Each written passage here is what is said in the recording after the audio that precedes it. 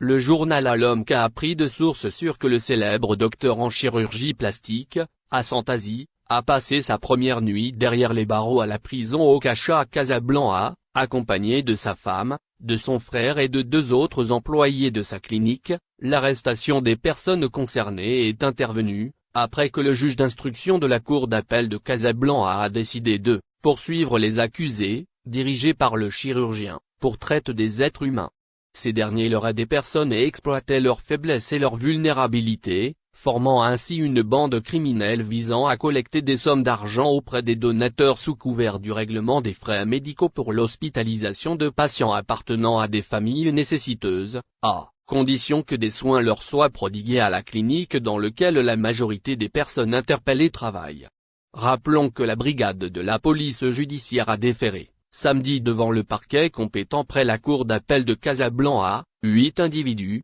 dont une femme et le propriétaire d'une clinique privée, pour leur implication présumée dans une affaire d'escroquerie et de faux et usage de faux en lien avec des factures de soins médicaux. Dans un communiqué, la Direction générale de la Sûreté nationale indique que l'enquête a révélé l'implication des mis en cause dans la constitution d'une bande criminelle visant à collecter des sommes d'argent auprès de bienfaiteurs sous couvert de s'acquitter des frais d'hospitalisation de patients démunis, soignés dans la clinique où exerce la majorité des suspects qui gonflaient frauduleusement les factures afin de soutirer d'importantes sommes d'argent. Les recherches et investigations intensives menées par les services de la Sûreté nationale ont permis l'interpellation de la principale prévenue, qui nouait contact avec les supposés patients et les prenait en photo sous prétexte de leur venir en aide, avant de se servir de ces photos pour amasser d'importants dons, justifiés moyennant des factures falsifiées et de faux rapports et bilans médicaux, en complicité avec ses acolytes,